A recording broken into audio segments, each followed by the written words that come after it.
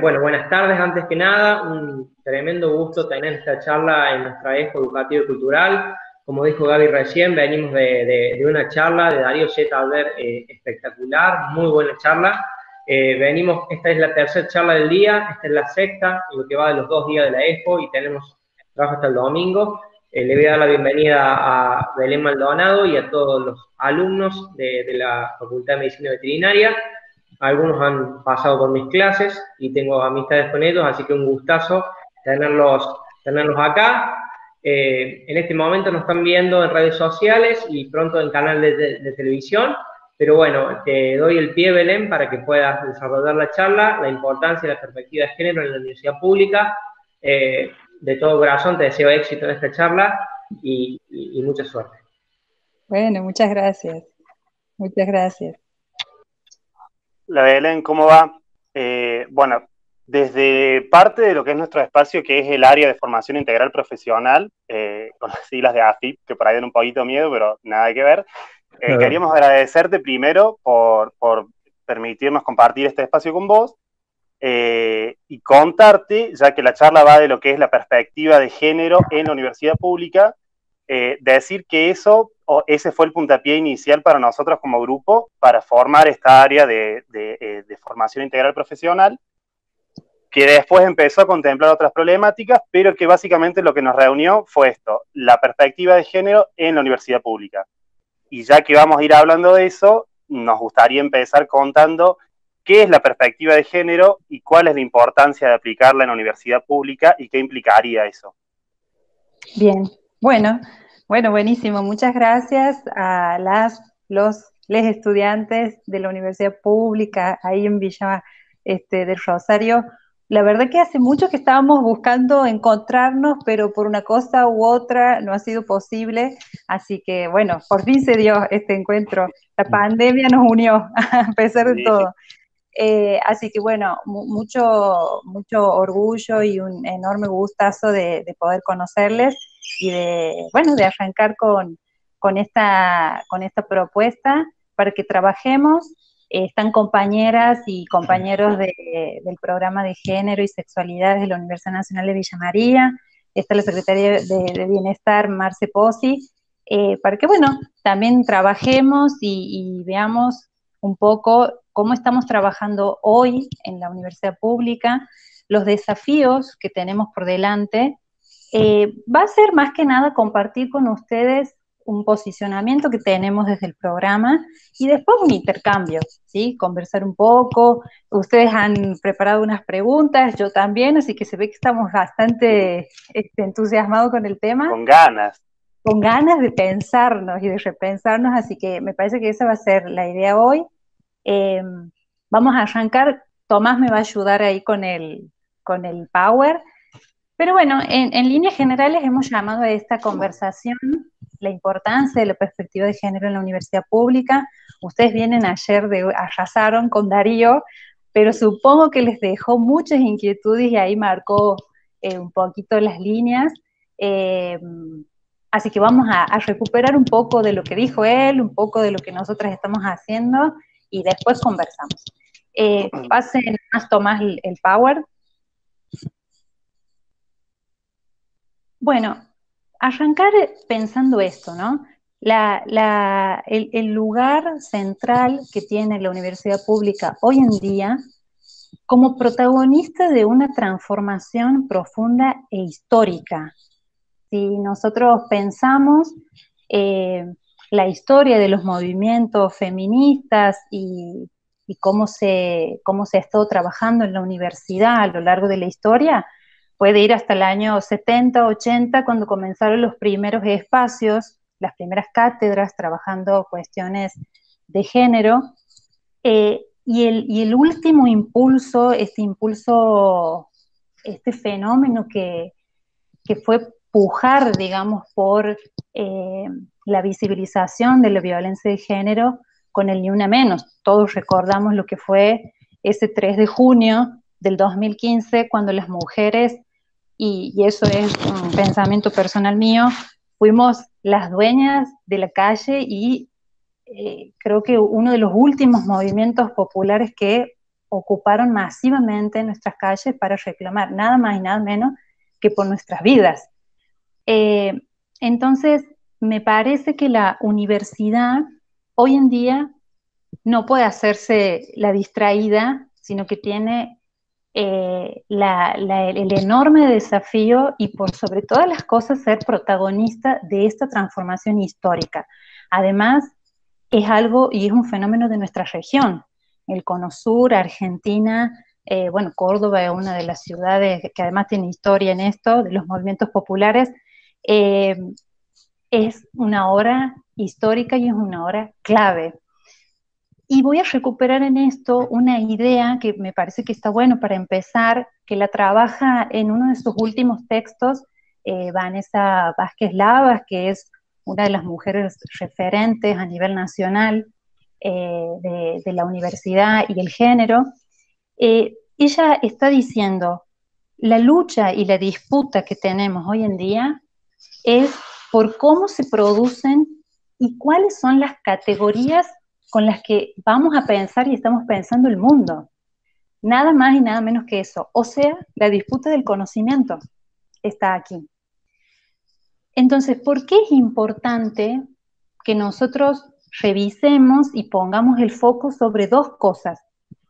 Primero, visibilizar que el espacio universitario es un espacio en el que se producen y se reproducen violencias de género y que ha sido necesario, y esto vincúlenlo a ese 2015 cuando estalló, como nos explotó como bomba en la cara en la vida de nuestra sociedad, todos los casos de femicidio. Previo a eso, en el 2014 se aprobó el primer protocolo para atender, para prevenir y sancionar las violencias, que fue la Universidad Nacional de Comahue. Desde ahí hasta el día de hoy se vienen trabajando protocolos, espacios de género, se están institucionalizando muchos de esos espacios, pero lo importante y lo clave aquí ha sido que todas esos trabajos y esos protocolos y esas formas de atender, prevenir, sancionar las violencias en todas sus manifestaciones han sido asentadas con un piso fundamental, con un fundamento que es el paradigma de los derechos humanos. Y aquí viene todo ese elenco de derechos que nuestro país ha ganado a lo largo de estos años. Por ejemplo, ley de identidad de género, ley de matrimonio igualitario, la ley de salud mental, la ESI, la última que tenemos es la ley Micaela, basándose en grandes convenciones, la CEDAW, Belén du Pará, los principios de Yogyakarta. Ese ha sido y es al día de hoy el piso y el horizonte que las universidades, muchas de ellas aún no, después la Marce me va a corregir si me equivoco, pero las universidades nacionales deben ser más o menos 55 y hasta ahora los protocolos no los tenemos, no todas las universidades públicas lo tienen, se están discutiendo, algunas están avanzando, pero hay mucha resistencia también para llegar a esos marcos que puedan atender las violencias dentro de la universidad. De manera que estamos ante un desafío muy interesante. Como ustedes saben, la Universidad Nacional de Villa María hace muy poquito tiempo cumplió sus 2 años con su protocolo. Después vamos a hablar un poquito de eso como para compartir la experiencia. Pero para mí es importante que pensemos que este desafío ha significado primero visibilizar y hacer una reflexión sobre la misma universidad, que la universidad adentro, en su interior, produce y reproduce violencia de género en sus discursos, en sus formas de concebir el mundo. Por eso, lo que Vanessa nos advierte, estamos ante una lucha del conocimiento, cómo pensamos el mundo, y ahí vamos a ver qué se está jugando o no. La próxima, Tomás, por favor. Ahora bien, hablábamos de 2 cosas que para mí es muy importante pensar la universidad y la perspectiva de género. Una era esta, de poder visibilizar las violencias y cómo los protocolos han sido una respuesta desde el paradigma de los derechos humanos a acompañar esas situaciones de violencia de violencia explícita contra las mujeres o la diversidad. Ahora, la perspectiva de género se vuelve central porque es una herramienta, por sobre todas las cosas, reflexiva. Nos permite hacer una crítica sobre nuestras prácticas que han sido naturalizadas históricamente. Entonces, ¿qué es lo que nos permite la perspectiva de género?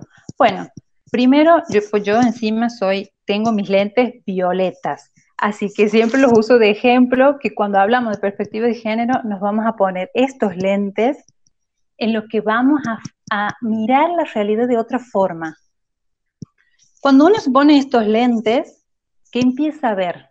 Empieza a ver cómo se nos revelan y cómo se nos aparecen. Empezamos a notar cosas que antes no veíamos, como por ejemplo, se revelan los papeles culturales. Hay una asignación cultural a cómo debe ser una mujer, cómo debe comportarse y cómo debe ser un hombre para ser hombre. Se dictan comportamientos esperados para ambos géneros. Después podemos hablar un montón sobre esto, ¿no? Y por supuesto que también nos damos y empezamos a visibilizar que todo eso se construye en relaciones de poder desigual. Ahora, esta mirada crítica nos empieza a permitir de alguna manera ir sacando ese velo de los estándares androcentristas. Todo lo que está centrado en ese hombre, y además que es un hombre esperado y que es un hombre particular, no es cualquier hombre. Es un hombre blanco, propietario, es un hombre que no es cualquiera. ¿Qué también vemos con la perspectiva de género? Podemos empezar a agudizar la mirada sobre los dobles estándares, cómo nosotros tratamos a las mujeres o a los varones, así estén en las mismas condiciones, los evaluamos de forma diferente. Otra cosa que nos permite la perspectiva de género es detectar esa invisibilización histórica del género femenino y de las otras identidades de género u otras identidades sexuales, y también empezamos a ver ahí la violencia que hay detrás de ello. De manera que la perspectiva de género produce conocimiento y nos va a ayudar, y es una herramienta que nos permite a nosotros, por sobre todas las cosas, de construir el pensamiento binario, esos papeles culturales en cómo se ha organizado el mundo. Esta perspectiva de género empieza a ampliar ese pensamiento binario con el que hemos crecido, de manera que empezamos a incluir y a mejorar la calidad de la vida de las personas. La que sigue, por favor. Ahora bien, una de las cosas fundamentales que nos ha permitido y nos permite hoy en día la perspectiva de género, y por eso es muy importante que se trabaje desde la universidad pública, es la violencia de género. Si vamos a las estadísticas, los últimos números arrojan cifras que son alarmantes, preocupantes, como siempre.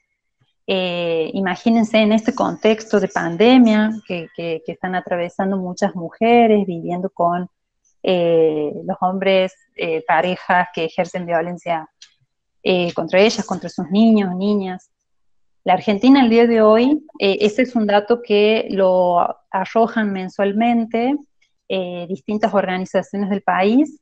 En agosto, hasta el último día de agosto, teníamos que en Argentina ocurre un femicidio cada 29 horas, llevamos 199 femicidios y 62 travesticidios.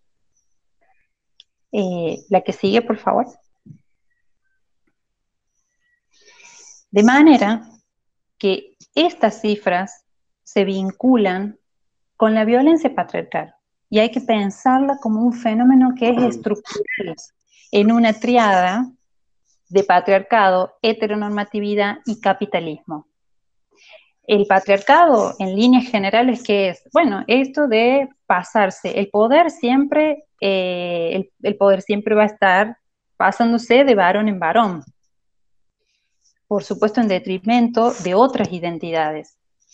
La heteronormatividad, esto que hablábamos anteriormente, se construye una forma de vida sexoafectiva que es la que reina, que es la norma, el varón y la mujer está para ciertas cosas y el varón está para otras. Y todo lo que salga de esa norma, y lo vamos a ver, y eso ha sido reforzado por los discursos científicos que se aprendían y se aprenden en la universidad, se patologiza, se excluye, se margina, o necesita rehabilitarse, ¿sí? Pues, bueno, la patologización, está enfermo, digamos. Y eso lo vamos a ver mucho ahora cuando hablemos de las personas trans, de los homosexuales, lesbianas, los no binarios. Bueno, todo eso está presente en esa regla fundamental que es la heteronormatividad. Y por supuesto todo reforzado en el capitalismo, este sistema de acumulación que tenemos, que también lo que hace es organizarnos y va a decir que la mujer tiene que quedar en la casa ocupándose del hogar, el cuidado de las niñas, los niños o las personas enfermas. Ahora también tiene que trabajar y seguir ocupándose de eso, y el varón es el que ocupa la vida pública, ¿sí? Ahora, lo importante en esto es pensar que siempre va a ir cambiando su grado y depende del momento en el que se produce y se reproduce. La próxima. Ahora, si nosotros entendemos este triangulito, que acabo como un dibujo como para entender ideas que a veces son muy complejas, nos llevan a pensar y sigamos vinculando en por qué es importante tener la perspectiva de género como una herramienta que nos permite ver la realidad de otra manera. Bueno, la violencia de género. ¿De qué hablamos cuando hablamos de violencia de género?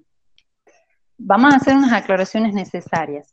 Estamos hablando siempre del uso, en muchas ocasiones, el uso de la fuerza que va a causar daño, control, dominación, exterminio. Hay un ejercicio del poder porque hay una condición de asimetría. Ya lo estamos viendo, acabamos de ver cuando hablamos del patriarcado. Es el varón el que tiene el dominio y el poder y se lo pasa siempre a otro varón. Y después una pregunta que también es una discusión al interior del feminismo es, bueno, ¿hablamos violencia hacia las mujeres o violencia de género? El término violencia de género va a incluir a toda la diversidad, a todas las otras identidades, LGBTQ+. Sigamos. Cuando hablamos de violencia hacia las mujeres, nuestro país tiene una ley actualmente, que es la ley 26.485, que es la protección integral de las mujeres. ¿Qué es lo que nos va a decir? ¿Cómo va a definir a esa violencia hacia las mujeres? Como toda acción, toda conducta u omisión, que sea directa o indirecta, que se dé en el ámbito público como en el ámbito privado, basada siempre en una relación desigual de poder y que afecte la vida, la libertad, la dignidad, la integridad física, psicológica, sexual, económica, política, patrimonial, la seguridad personal de las mujeres.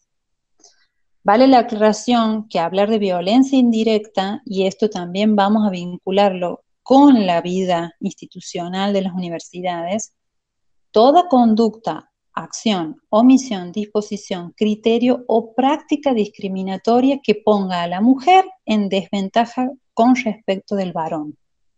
Y en esto sí, permítanme contarles, porque además la carrera de ustedes es medicina veterinaria, no sé si les habrá pasado a las estudiantes mujeres, pero cuando yo trabajaba en la Universidad Nacional de Córdoba y nos tocaba trabajar con agrónomos y agrónomas, se decía que las mujeres se dedican a los animales chicos y los varones a los animales grandes.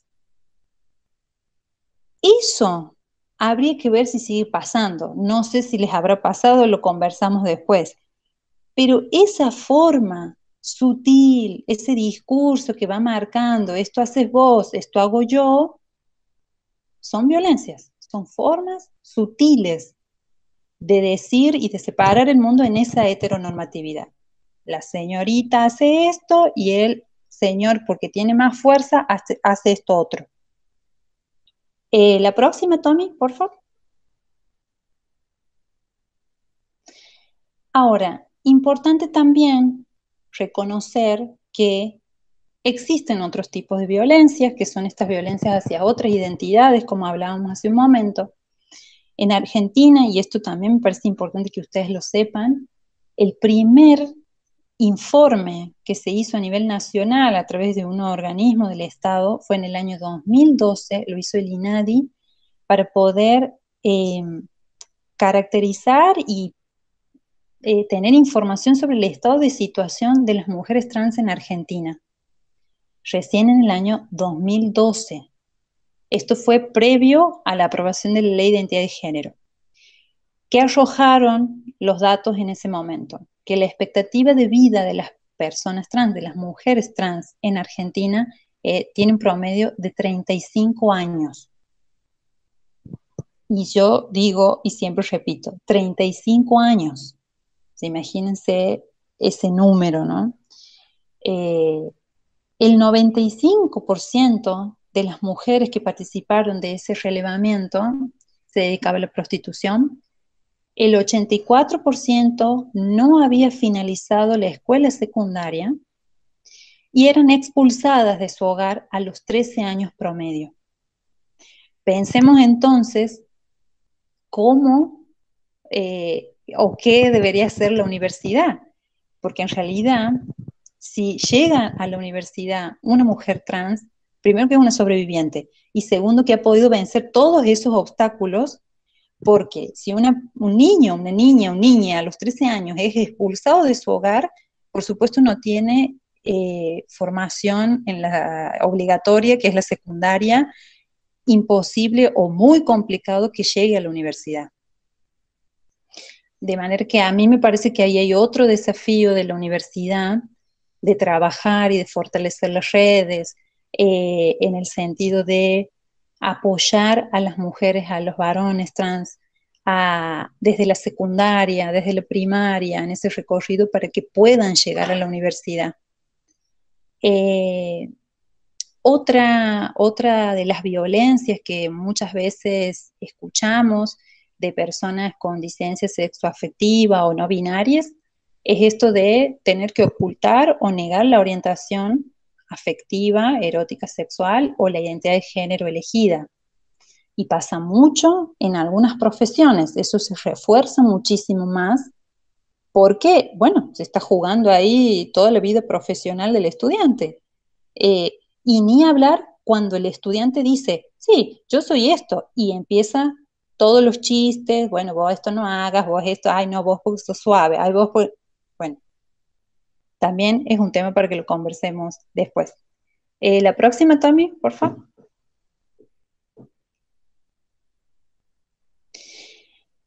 En resumidas cuentas, ¿qué queremos decir nosotras y cómo pensamos y cómo estamos trabajando desde nuestro programa?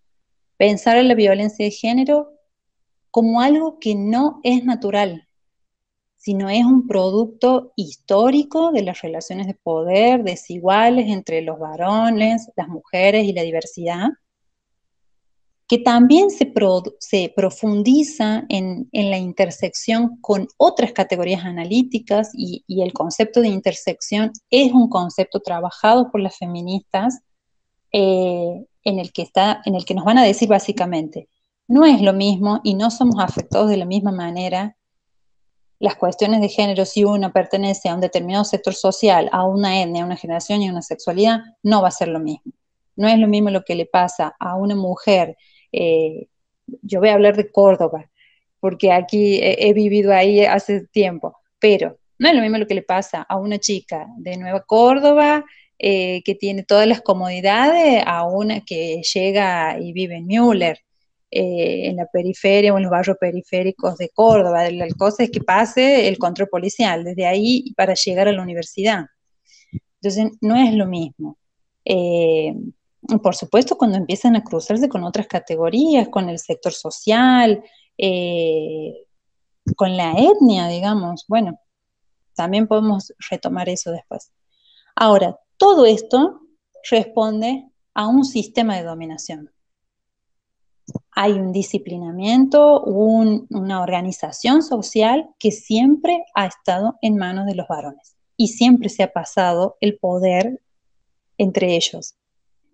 Cuando hablo de poder, no estoy hablando del poder que a veces entendemos. Bueno, vienen de escucharlo Darío, así que después conversamos también sobre eso.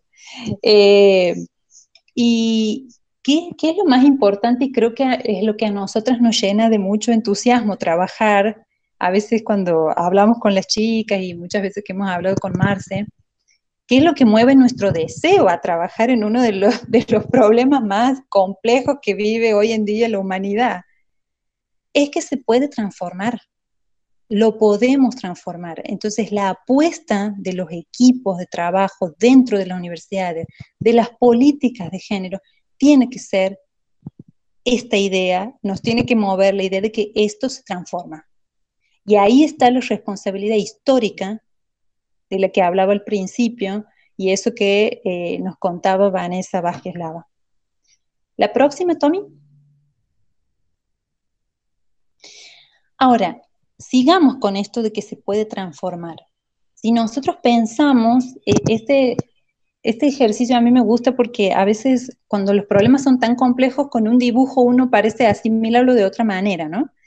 Y me gusta este iceberg de la violencia que hizo Amnistía Internacional de España, porque es bien fuerte la imagen y clarifica mucho, ¿no? Cuando uno está hablando de la violencia de género y sus formas explícitas y lo que a veces uno se queda y lo que nos preocupa también, bueno, son los asesinatos, los femicidios, la agresión física, la violación, los abusos, el grito, amenazar, insultar. Pero empecemos a ir más profundo. Empecemos a hacer una crítica y a reflexionar sobre todas esas formas sutiles, todo eso que está invisibilizado, que nos cuesta muchísimo identificar. ¿Qué es la humillación, la desvalorización, ignorar a la otra persona, despreciarla, el chantaje emocional, culpabilizar, controlar, la publicidad sexista, la invisibilización, el lenguaje sexista, la anulación y el micromachismo de todos los días? Y una cosa que a mí siempre me gusta tocar con los cordobeses, porque son los dueños del humor, entonces pensemos en el humor sexista. ¿Cómo se reproduce todo el tiempo en los chistecitos, en los mensajitos, en los memes? Todo el tiempo se reproduce esta violencia de género. Formas sutiles que necesitamos mirar, que necesitamos ver, y por eso vuelvo a la importancia que la universidad pueda utilizar estos lentes de la perspectiva de género para empezar a mirar eso bien chiquito, bien finito, y para hilar sobre eso. Y por supuesto para poder transferir conocimiento a la sociedad, que es una de las misiones de la universidad. ¿La próxima? Ahora bien, otra cosa muy importante, y aquí también lo vuelvo a vincular con lo institucional y la importancia de que la universidad pueda revisarse críticamente. Los dispositivos de violencia. Para que la violencia exista, eso se refuerza en dos grandes dispositivos. Primero, los discursos del orden, y segundo, los imaginarios sociales. Dentro de los discursos del orden, lo que nosotros vemos es que tienen por misión fundamental construir espacios, tiempos y funciones. ¿Y qué quiero decir con esto? Es un ejemplo clarísimo. Pensemos a una mujer a las 2 de la mañana saliendo de un boliche, caminándose a su casa. El discurso del orden dice que si a ella le pasa algo es porque andaba sola, con Mini, caminando a las 2 de la mañana, ¿qué quiere? Se construye un espacio que la mujer puede habitar o no. La mujer no habita la noche. Hay un tiempo que la mujer puede andar o no puede andar. Y hay una función. Todo se asigna. ¿Qué hace también ese discurso del orden? Crea subjetividades conforme al ideal de lo femenino y de lo masculino. Hay un ideal de ser mujer y un ideal de ser varón. Y vincúlenlo con el iceberg cuando hablábamos de la publicidad sexista. Todo el peso de la industria cosmetológica en las mujeres. Hay un ideal cómo tiene que ser una mujer y cómo tiene que ser un varón. Y aquí viene esto. Dispone de guardianes institucionales. Por ejemplo, las escuelas, las universidades. En esos guardianes institucionales, las maestras, los maestros, los profesores, los docentes, están reproduciendo todo el tiempo ese discurso del orden. Vuelvo al ejemplo de los varones se ocupan de los animales grandes y las mujeres de los animales chicos. Ahí hay un guardián institucional que reproduce ese discurso del orden y está diciendo las mujeres hacen esto, las mujeres hacen otro. Bueno, pensemos la cantidad de mujeres que no han elegido carreras porque los mismos docentes las han desanimado a lo largo de su trayectoria académica, con todas las trabas que le pusieron y con todo el discurso reforzando todo el tiempo. No, no hagas esto porque no, son muchos viajes, vas a querer tener hijos e hijas después. Bueno, millones de anécdotas sobre eso, ¿no? Y una idea de Ana María Fernández, que es psicoanalista, que trabaja también la cuestión del enfoque de género, ella también va a decir que existen correas transmisoras, que son esas voces de las madres, de las abuelas, de los padres, sosteniendo todas las creencias, los mitos y los estereotipos de género. Yo me acuerdo que cuando toda esta gente es muy joven, Marce, nos juntamos con gente muy joven, pero yo me acuerdo que en Santiago, cuando mi vecina se iba a divorciar, ¡ay, qué lío que fue! Eran los años, debe haber sido fines de los 80, principios de los 90, y en Santiago del Estero, yo soy santiagueña, entonces llegaban esas leyes llegaban más tarde, y entonces era todo un tema, y me acuerdo que ella no se puede divorciar por la vecina del barrio, porque el cura le había dicho que no se divorcie, pues si no, no iba a poder comulgar. Entonces, estamos hablando de discurso del orden que se utilizan como correas transmisoras, reproduciendo un discurso que nuevamente nos ubica a las mujeres en un lugar que es lo que se espera o no de la mujer, ¿no? ¿Cuántas mujeres, cuántas madres, cuántas abuelas nuestras han aguantado a ese hombre por el qué dirán? Y reforzado en esos discursos. Ahora, otro de los dispositivos que refuerzan la violencia son los imaginarios sociales. Los mitos del amor romántico, la idea esa de que son mi media naranja y vamos a estar unidos por la eternidad, bueno, son cosas a revisar, a criticar, a hacer una crítica sobre ese mito del amor romántico, cómo ese amor de alguna manera conquista toda la vida emocional de una mujer. La mujer se ubica cuando se enamora de alguien, empieza a hacer una cosa, otra cosa no, qué va a decir, qué va a pensar. Muchas veces cuando escuchamos, bueno, las que tenemos experiencia en trabajar acompañando mujeres que atraviesan los vínculos violentos, esto de, no, pero si él es el amor de mi vida, él va a cambiar, o sea, él, y hay ahí toda una idea de ese amor romántico del para siempre, que estamos unidos de por vida, digamos. Bueno, después el mito de la mujer madre, de la mujer pasiva, que de eso creo que podemos hablar muchísimo y ustedes entienden de qué estamos hablando. De manera que estos imaginarios sociales y estos discursos del orden refuerzan este sistema de violencia patriarcal de que hablábamos anteriormente. Vuelvo entonces a decir, ¿es posible que nosotros miremos e identifiquemos esto? Porque utilizamos toda la producción teórica, metodológica de mujeres que han trabajado el enfoque de género. ¿La próxima? ¿Vamos bien, Joaquín? Sí, ¿no? bien. Te veo la boca, bien, bien. Bueno, vamos entonces a pensar en esto, en la importancia de desarticular esos mitos que hay sobre la violencia de género. Hay una naturalización. Habremos escuchado muchísimas veces esto, ay, bueno, pasa que él es violento porque es varón, es instintivo la violencia en el varón.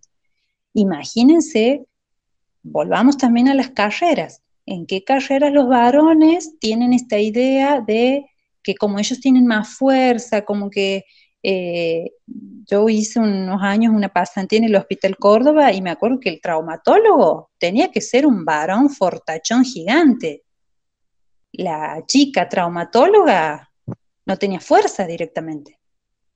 Eh, Está esta idea también de que es inevitable, que el hombre en las situaciones de violencia estalla y es inevitable.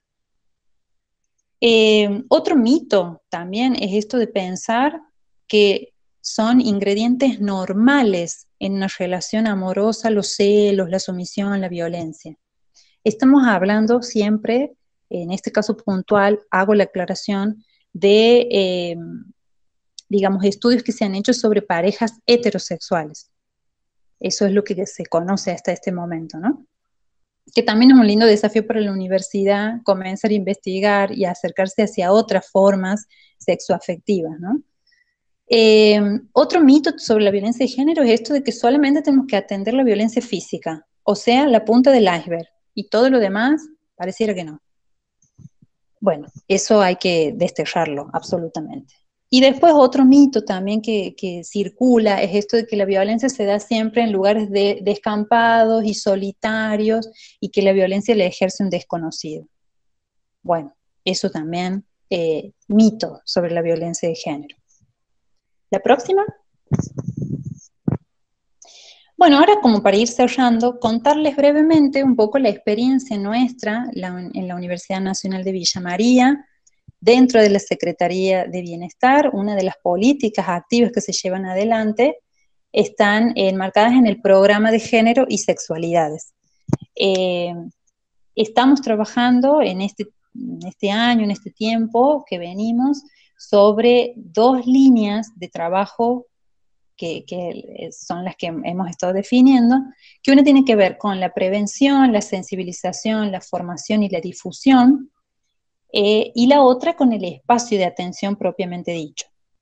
Es un equipo interdisciplinario, actualmente estamos trabajando, que ahí la veo a la Pía, que es una abogada jovencísima, formada en perspectiva de género, y también Nati Morandi, que es psicóloga, y yo que soy trabajadora social, formamos el equipo interdisciplinario. Esto es importante también que lo sepan, que hay una apuesta en la interdisciplina, las miradas siempre se enriquecen con los otros colegas, con los otros profesionales también, por sobre todas las cosas, porque bueno, atendemos a que siempre los problemas se presentan de forma heterogénea, desigual, y trabajar sobre el acompañamiento y las respuestas y acercar las respuestas a las personas que llegan al espacio, tiene su riqueza en ese trabajo interdisciplinario.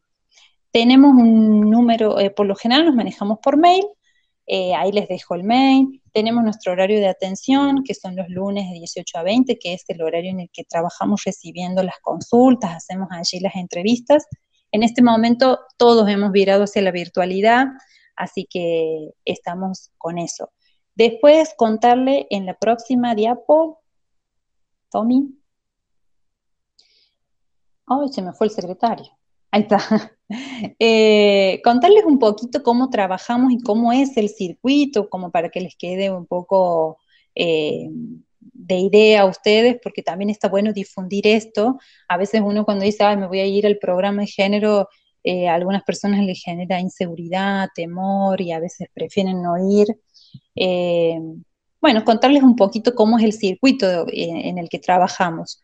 Primero nosotros recibimos el contacto de la persona interesada, interesado, interesada, o también podemos recibir una derivación. Está bueno contarles que hace un mes empezamos con la capacitación de la ley Micaela a los funcionarios y las funcionarias de la Universidad Nacional de Villa María, en donde trabajamos este proceso de derivación. Es importante, más también ustedes que son una agrupación que está trabajando este tema, que conozcan la importancia de una derivación responsable, cómo hacernos llegar a nosotras al programa una situación.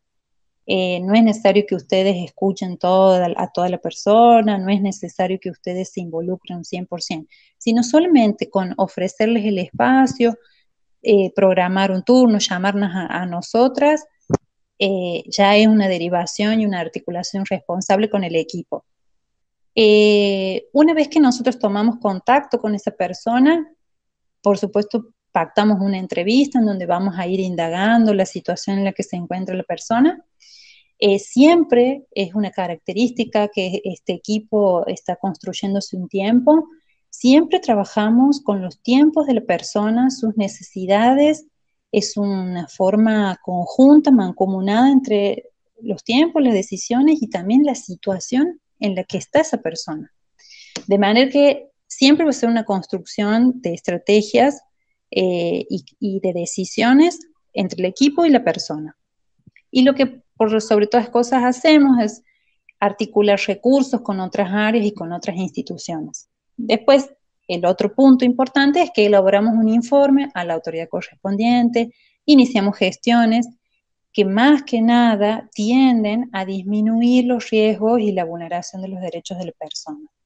Todo lo hacemos desde el marco de la perspectiva de género y el paradigma de derechos humanos que veíamos hace un momento, y por sobre todas las cosas, en la no revictimización, la celeridad y el secreto profesional, que esto es crucial cuando ustedes tomen conocimiento de una situación de violencia que alguien esté viviendo, respetar lo que esa persona está contando, porque es un derecho de la persona, su intimidad. A veces pasa que en algunos pueblos todos sabemos de todo, lo que le ha pasado de pe a pa.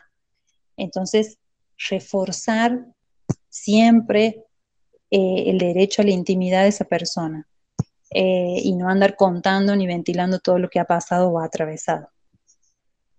La próxima, por favor. Bueno, la universidad cuenta, hablábamos hace un momentito, desde el año 2018, que también fue fruto de un trabajo colectivo de varios años. La Universidad Nacional de Villa María cuenta con un protocolo para prevenir, abordar, sancionar las violencias de género en todo el ámbito de la Universidad Nacional de Villa María. Por supuesto que estos son sus sedes y con todos los claustros. La próxima. En este momento de aislamiento, de pandemia y todo, que es un tiempo de cuidados comunitarios, hemos empezado a poner especial atención sobre las violencias en las redes, las violencias en la virtualidad, que también existen. Entonces hemos apostado por construir una red comunicativa para asistir todas las situaciones de violencia. Hemos habilitado un número de teléfono, que ahí también lo tienen, que está disponible para conversar con la persona, directamente se pueden comunicar ellos o ella con el equipo, así que eso también ha estado bueno porque nos ha permitido agilizar también. Y la última propuesta es un poco más, porque ya hablé un montón, siempre digo que no voy a hablar mucho y después hablo 2000 horas, pero la idea es que podamos conversar. Yo sé que ustedes han preparado algunas preguntas, podemos hacer un intercambio, pero yo solamente quería plantearles dos preguntas para abrir el diálogo. La primera tiene que ver con esto. Si ustedes creen que contar con profesionales formados en perspectiva de género marcaría una diferencia en nuestra vida social y por qué. Y después, ¿qué ideas propondrían para promover el respeto hacia las mujeres y la diversidad en Villa del Rosario? Tan abierto el espacio, me parece que podemos ir coordinando quién puede hablar, eso lo ven ustedes, chicos, ¿me avisan? Pero sí, hasta ahí estamos, quedan planteadas las ideas. Bueno, yo dejé ahí puesto el power, así que quedó ahí con las preguntas. Dale, gracias. Tommy, Juli, ¿alguien tiene alguna reflexión, alguna pregunta para hacerle a Belén? Yo básicamente me gustaría decir que me encantó todo lo que dijiste, Belén. La verdad que estuvo muy bueno, muy conciso, muy claro. Creo que no todo el mundo tiene esa información y está bueno poder empezar a hablarlo, a charlarlo más en ciudades pequeñas, que sabemos que es donde tal vez más se necesita. Y creo que preguntaste si cambiaría que los profesores o que profesoras dentro de las universidades públicas se preparen con perspectiva de género. ¿Puede ser que fue esa la pregunta? Sí, la pregunta es Más o si menos, que en general, ¿no? De claro. pronto, si uno, corriéndonos del espacio universitario, si uno va al hospital, si uno va a algún Sí, sí, sí, lugar, sí. en la vida social en general, si Sí, contar con profesionales formados en esta perspectiva, ¿marcaría alguna diferencia o no?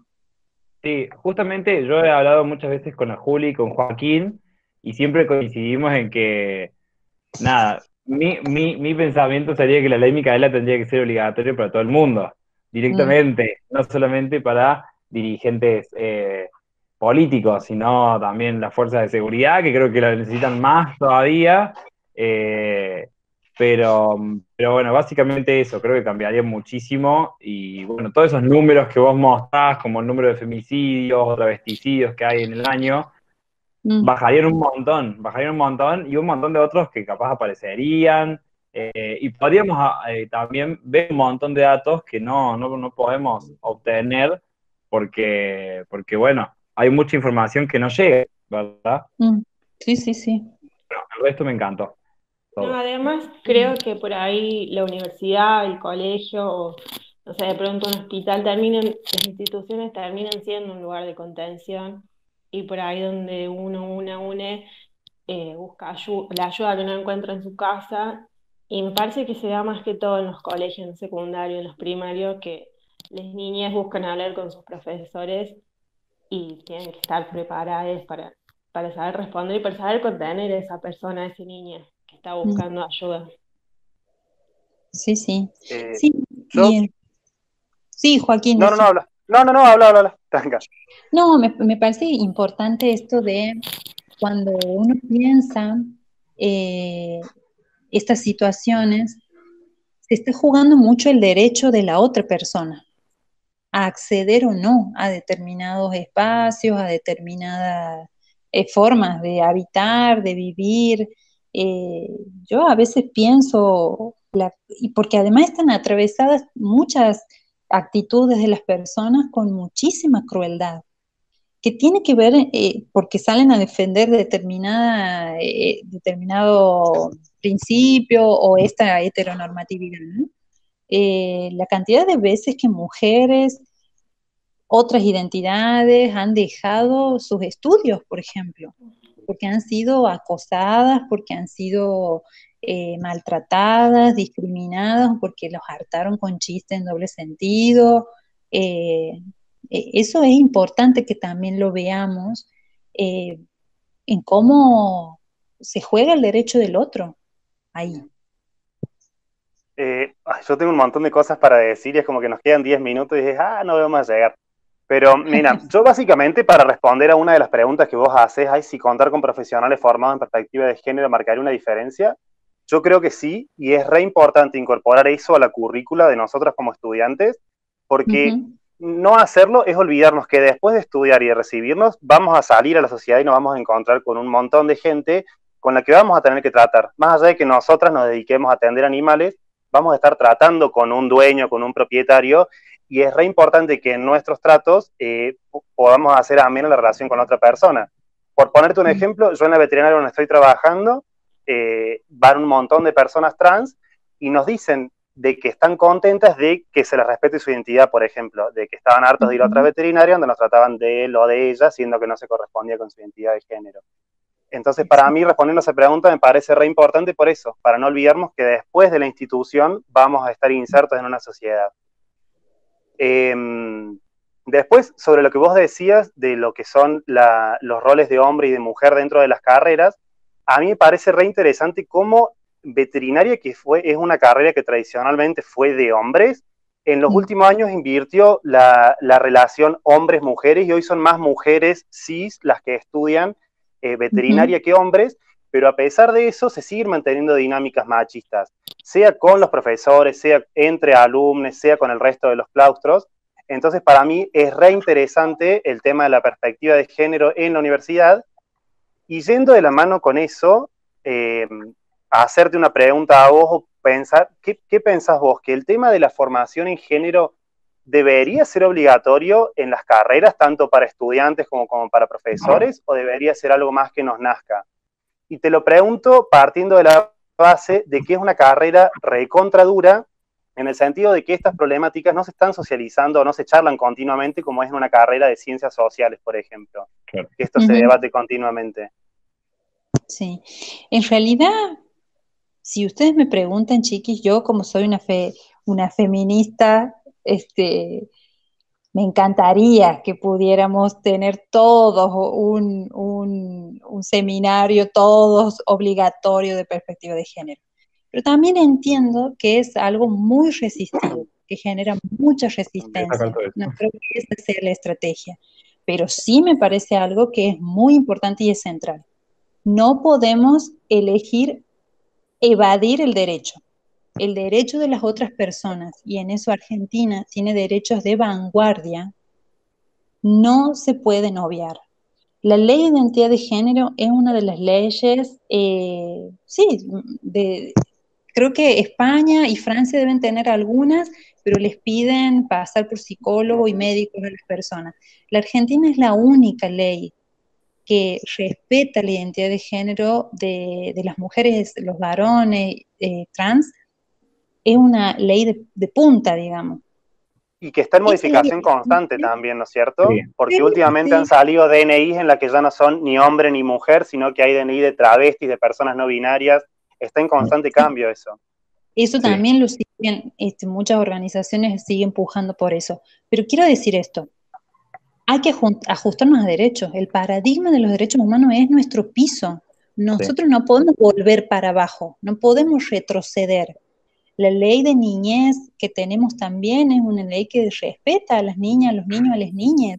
Sus primeras, imaginemos una niña, un niño trans, desde los primeros años empiezan a elegir cosas, les va gustando esto, y que llegan al jardín o llegan a la primaria, y esos dispositivos de orden que hablábamos al principio empiezan a ubicarlos y a decir, vos tenés que hacer esto y vos tenés que hacer el otro. Claro. La ESI. La ESI. No necesitamos ni siquiera necesitamos ir a un curso de estudios de género, simplemente implementando la ESI, enseñando a los varones a vivir con su emocionalidad, a respetar su cuerpo, respetar el cuerpo de los otros, las mujeres lo mismo, las otras diversidades. O sea, me parece que quizá un curso en perspectiva de género sería genial, fantástico, pero tenemos que sí o sí volvernos a nuestro piso, que son los derechos que hoy en día tenemos, que nos han costado mucho, que han costado vidas y que están.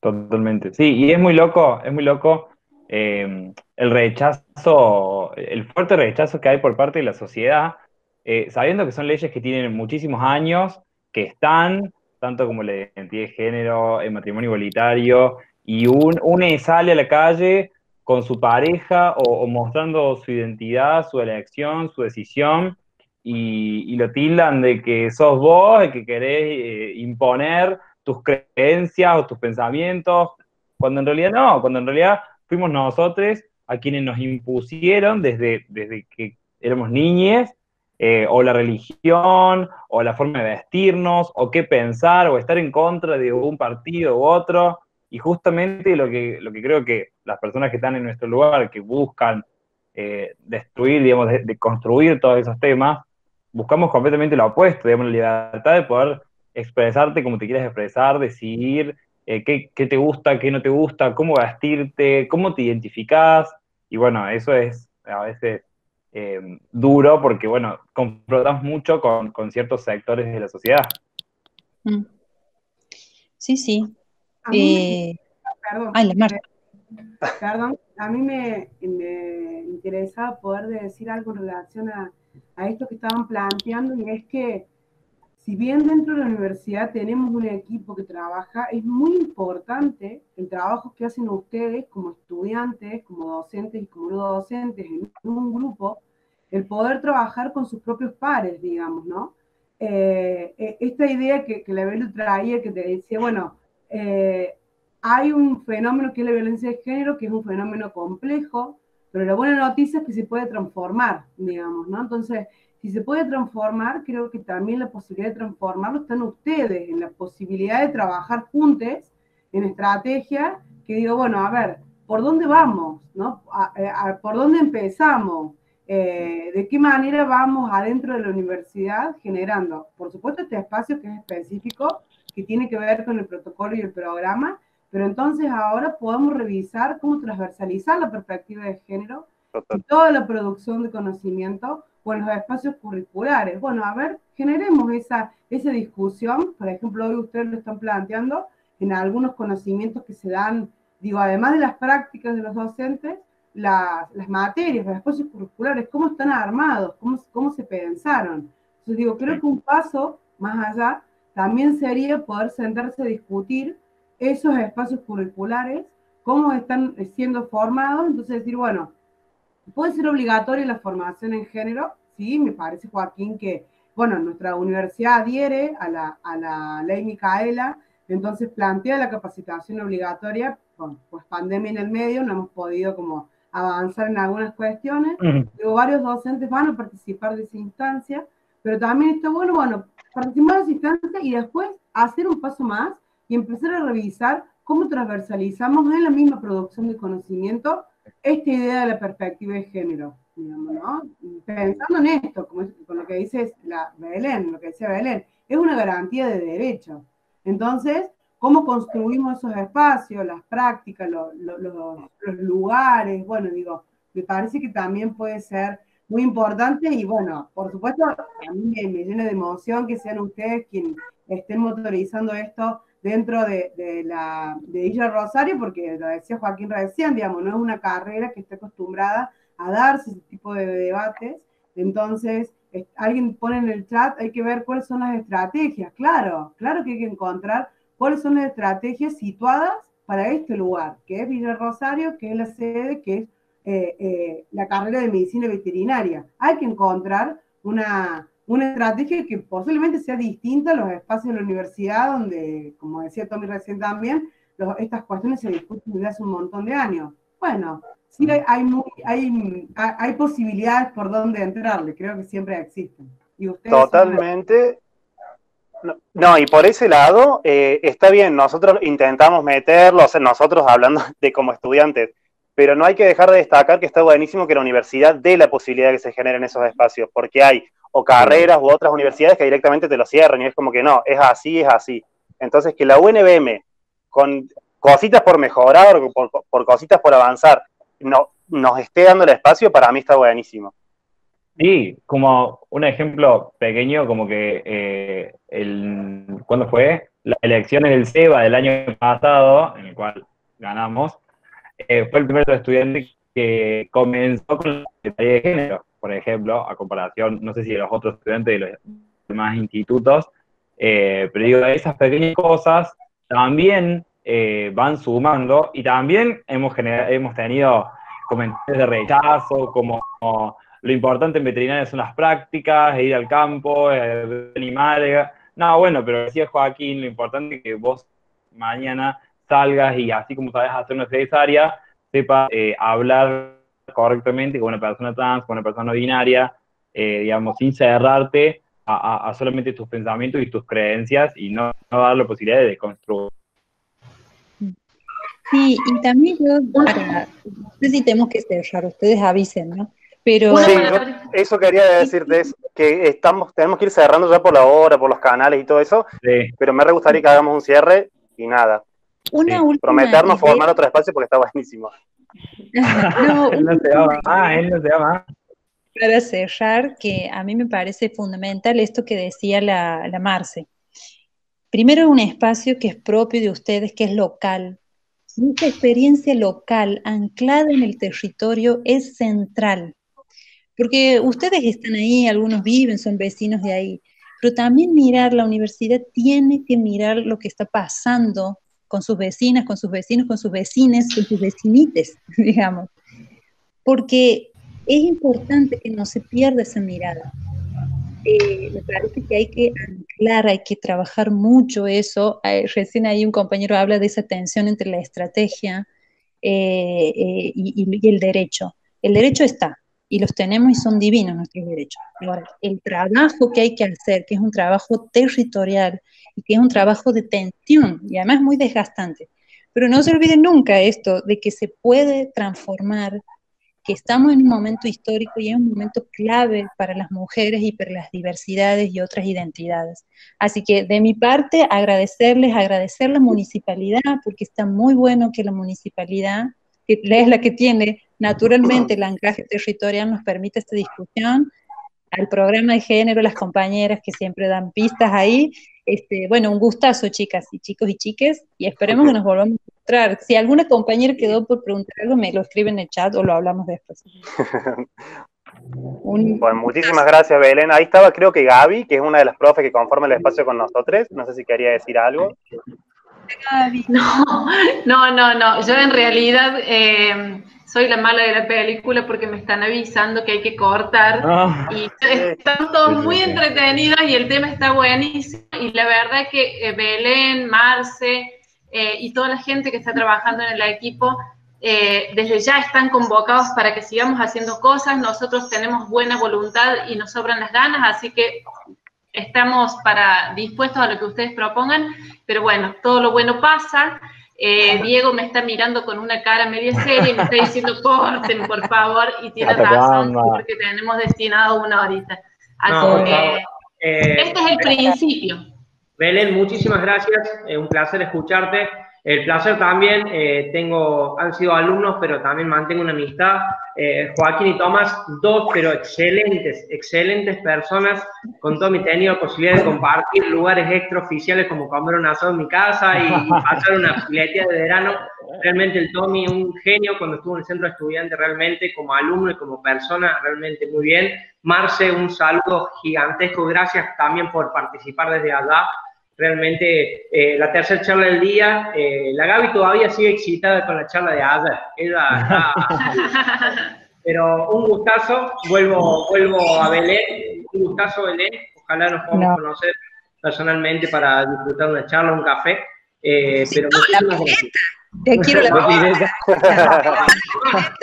Vamos a organizar el asado ahí con Joaquín y las chicas para unos hábitos. Olvídate que muchas gracias. Chao, chao. Gracias. Chao, gente. Nos vemos. Chao.